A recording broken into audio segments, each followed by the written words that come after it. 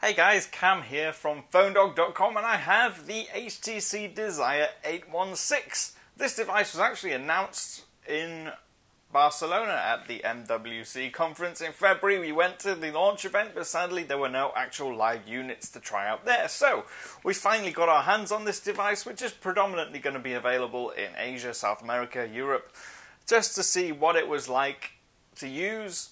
But first, let's just do the unboxing and we'll see what comes in the packaging and give you my quick first impressions of the device. Before I do, I'd like to thank our friends at Best Buy. They didn't give us this phone, but they do regularly give us phones to use with our One Port Bandit giveaway, where you can spin to win a free handset.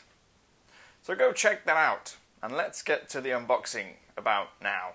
So this is the Desire 816 in its packaging, which we're going to unbox now, and this is very much one of those phones where HTC is sort of going back to the plastic unibody style of experience like you got with the One X a few years ago.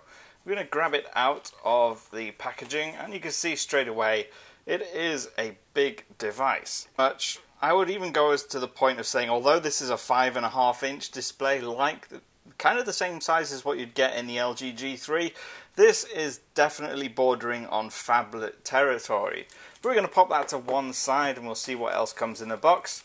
In here we have the usual paperwork, which you're going to see your HTC Desire 816 limited warranty, user agreement, safety and regulatory guide. You also get the power adapter in the box, and this is the UK model. So as with all of my unboxings, you will see this kind of funny looking 3-pin UK plug. Also have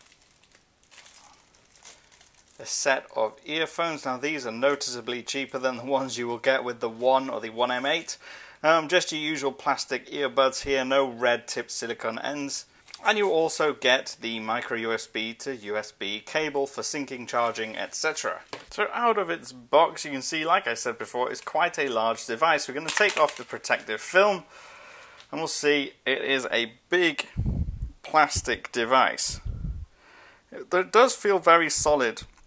And if I was to liken the plastic design to anything on the market right now, it does feel like a really big version of the iPhone 5C. It's got the curved edges, which you can see. If I show you that, you can see it's clearly got curved edges around all sides, top and bottom, left and right. So that does help it to feel quite comfortable, even though it's a rather large device. So on the front here, you have a large 5.5-inch display. 720p resolution, so it's not your full HD. And on the top and the bottom you do have speakers and also a front-facing camera. Inside, powering this phone, is a Snapdragon 400 1.6 GHz processor.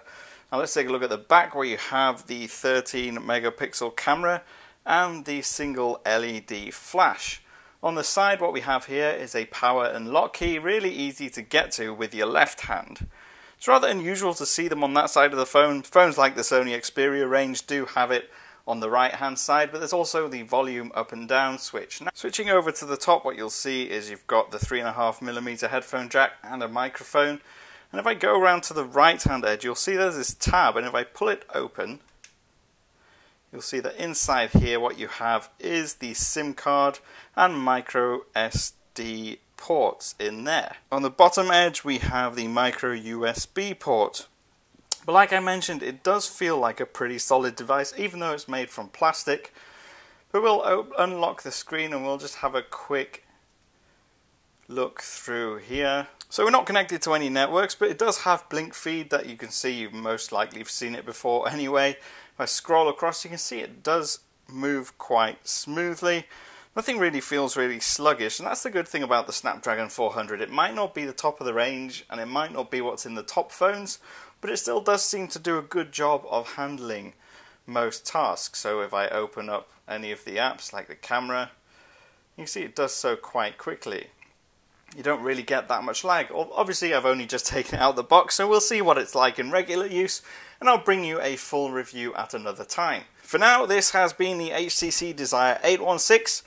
I've been Cam. I'm at PhoneDog_Cam on Twitter, so be sure to field any questions to me through the comments or on Twitter. And I will see you again soon.